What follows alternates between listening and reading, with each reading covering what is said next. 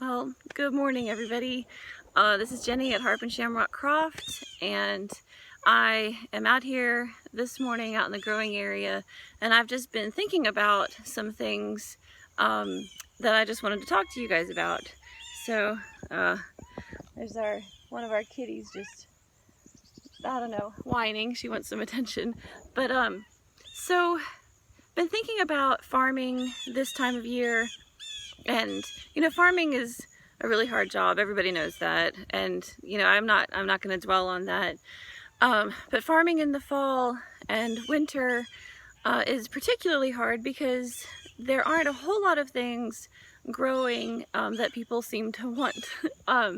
It's just the natural progression of things. That we're being in South Carolina, we have the pleasure of a really long growing season, and that's fantastic. I wouldn't want to live anywhere else or farm anywhere else because of that. But even being in South Carolina, we've got limits to the types of vegetables that we can grow. And we hear a lot of times customers say things like, I really want to support you guys, but I don't need kale and arugula and lettuce and salad mix and radishes and bok choy and all these things that I know it's a lot of greens, and it really is hard to eat that many greens. So I want to talk a little bit about seasonal eating and why that's a thing. And I also want to talk about community supported agriculture, or CSA, like how that works. And then I also want to talk about some of the things that you can do with the vegetables, and we'll touch on that later just to give you some ideas. You can be really creative with them. But first of all, seasonal eating, there really is, there's a season to it, and we've gotten away from that because you go to the big box stores and you can buy anything you want whenever you want. You can get strawberries in February and tomatoes in November, December. You can get, just about anything. They're not always high quality. They don't taste as good as the farm fresh things at the farmer's market and on the farm, but they're there. And if that's what your recipe calls for, you can get it. And that's fine. I mean, I shop at the grocery store too. So this isn't about me, judging people for going to the grocery store. We have to do it too. There are things that we can't produce at home or get at the farmer's market that, the family, they're just staples here.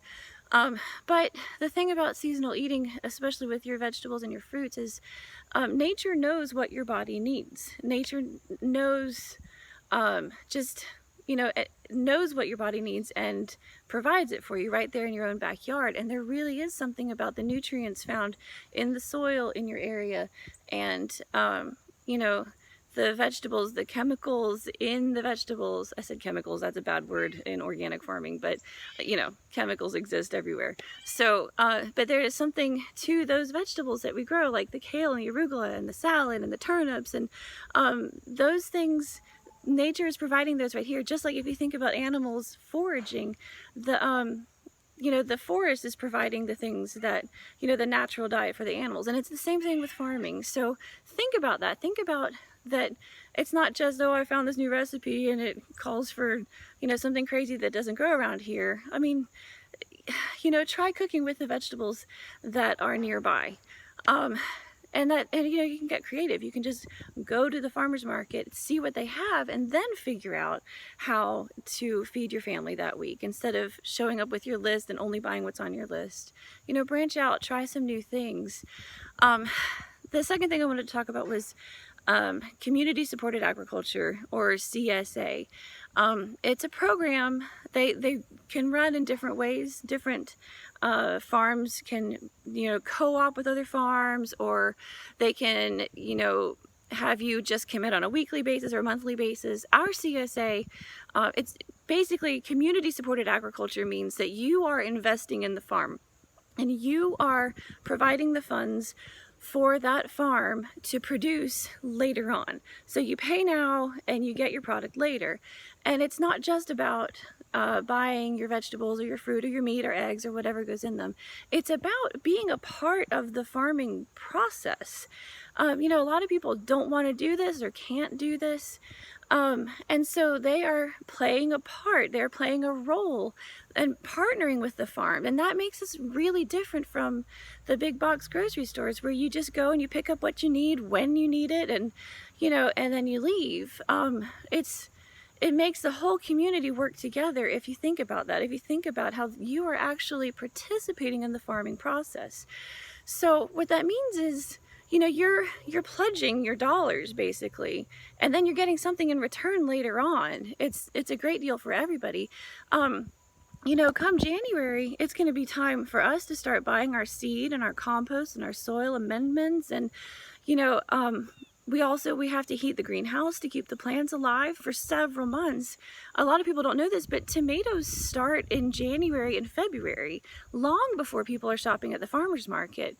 And we can only do that if there's money coming in at the beginning of the season, and that's where CSA comes in. You can also buy your winter vegetables, that's a big help to small farms as well. But just think about that. Think about how community-supported agriculture means that it belongs to the entire community. And the last thing I wanted to talk about was what to do with some of these vegetables. I know when you get a box either at the farmer's market or from your CSA and it's all greens, like, what am I going to do with this? And it's week after week after week. I get it. I'm there with you. That's what we have too. Try to get creative with things. I know that maybe you don't have time to look up new recipes, but there are so many things that you can do with arugula. Arugula is amazing fresh on a sandwich, on a taco. It goes great in soup. You can just saute it, put it on top of risotto, or throw it in your pasta. I mean, that right there, I just think I just gave you like 6 or 7 things you can do with arugula, and it's true for all the greens. You can do that with kale.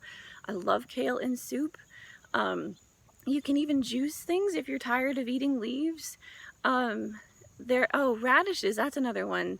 Most people don't think of radishes as a vegetable that you can cook, but you totally can. They're really awesome, sliced up and roasted with olive oil, a little salt.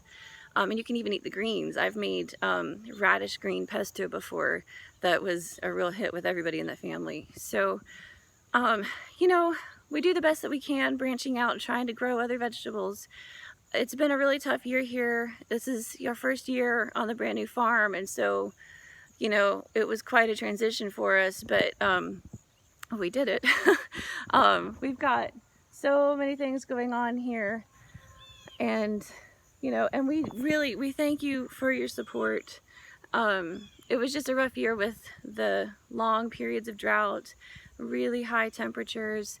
At the new farm, we haven't built up the soil yet, so it's hard to grow those heavy feeders.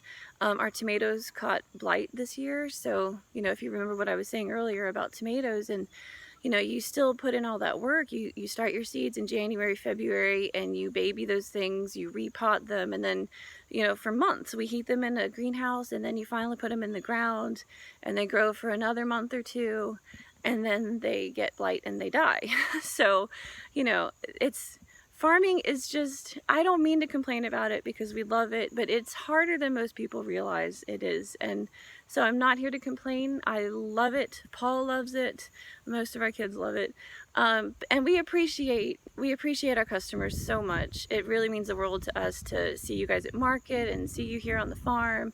I just wanted to give you another little perspective from a small farmer, and I appreciate you listening so much. Just go ahead and let me know what you think, and if you have any other questions, I'm here to listen.